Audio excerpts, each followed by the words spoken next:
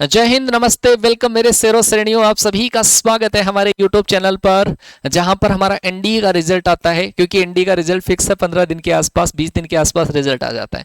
NDA की result celebration होता है। आपका वहां पर भी कमेंट है कि सर हमारा एयरफोर्स, क्योंकि एयरफोर्स वाले बच्चे ज्यादा एक्साइटेड है। एयरफोर्स वाले बच्चे हर जगह एनडीए की क्लास में, एनडीए के रिजल्ट में, एनडीए के रिजल्ट सेलिब्रेशन में, हर जगह उनकी प्रेजेंस हमारे पास बनी रहती है। और बच्चों का एक ही डाउट है कि सर हमारा जो रिजल्ट है वो कब आएगा, इनटेक 01 2025 का जो रिजल्ट है वो कब आएगा। तो वैसे तो हम देखते हैं कि अब तक का जो ट्रेंडिंग एनालिसिस था वो तो यही था कि एक महीने के अंदर आपका रिजल्ट आ जाया करता है।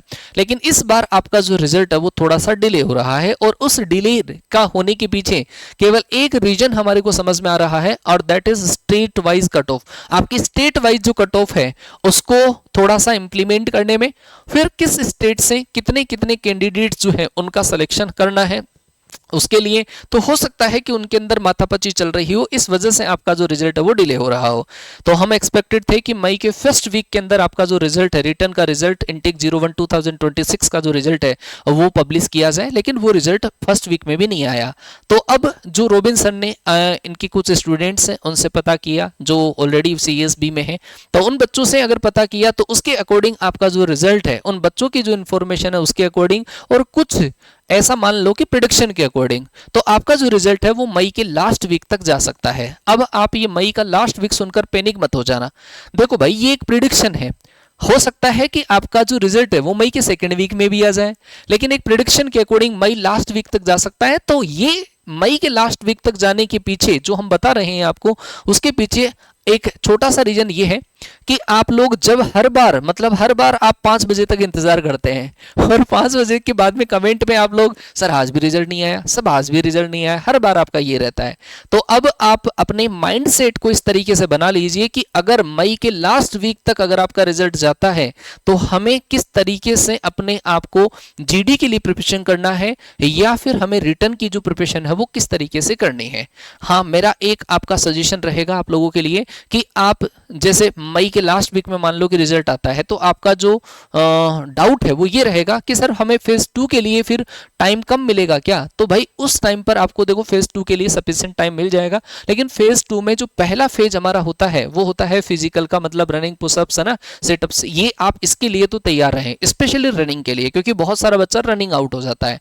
तो रनिंग के लिए आप अपने आप को अवेयर रखें, तैयार रखें। फिर रहेगी बात जीडी की, तो वो जीडी वाला जो टास्क है वो खैर ज्यादा नहीं है, वो 10-15 दिन की तैयारी करने पर भी आराम से हो जाता है।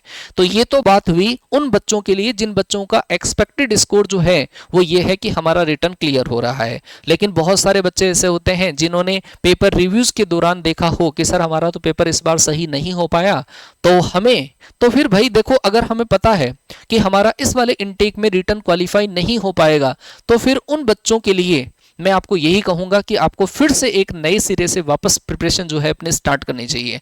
आप रिजल्ट का इंतजार कर रहे हो, चलो बहुत अच्छी बात है, हम भी मानते हैं कि आपका पॉजिटिव रिजल्ट आ जाए, लेकिन इन केस आपके मन में थोड़ा सा डाउट अगर है कि सर हमारा रिटर्न क्वालिफाई नहीं हो पाएगा कोई कारणवश, तो भाई फिर भी आपको क्या करना है, रिटर्न की प्रिपरेशन एक बार वापस स्टार्ट कर देना है।